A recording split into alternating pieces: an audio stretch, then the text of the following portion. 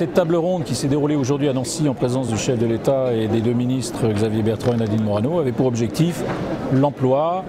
sous toutes ses formes. Sous la forme effectivement du cumul emploi-retraite, sous la forme des contrats retraite signés par les entreprises permettant d'adapter cette période de la vie, permettant de favoriser le tutorat en faveur des jeunes, les contrats de qualification, les aspects de pénibilité au travail permettant à chacun de trouver dans son travail une capacité d'épanouissement d'un côté et de transfert de compétences de l'autre le plus longtemps possible, puisque du fait de l'allongement de la vie, il est vrai qu'aujourd'hui, maintenir les seniors au travail, c'est une source de compétition, de compétitivité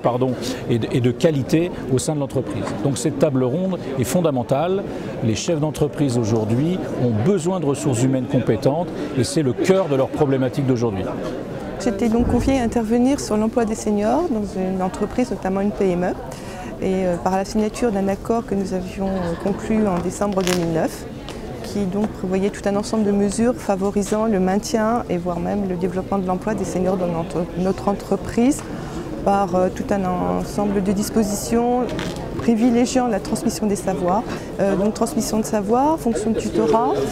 et puis aussi donc inciter les salariés à s'inscrire dans tout un ensemble de processus de formation ou d'outils de gestion des ressources humaines. Bien évidemment, on intègre qu'en production, il y a quand même certaine pénibilité du travail, donc proposition de pouvoir réduire son temps de travail pendant 2 ans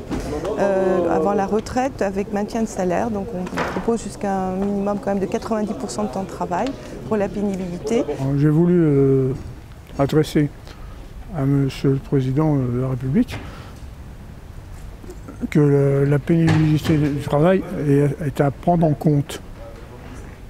surtout après avoir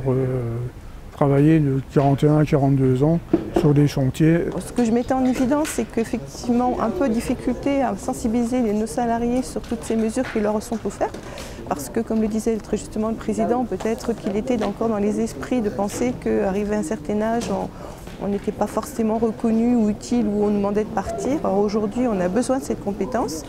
détenue par les seniors, compétence qui dans beaucoup de métiers devient très rare. Et donc, si on ne met pas tout un ensemble d'outils pour favoriser cette transmission des savoirs, les entreprises vont perdre en compétences et donc risquent de devenir moins pérennes ou moins performantes et moins compétitives. Je crois qu'à travers cette mesure d'intégration des jeunes et de maintien des seniors dans l'entreprise encore plus longtemps, on a là 2 clés indispensables pour solutionner le problème des compétences dans nos PME.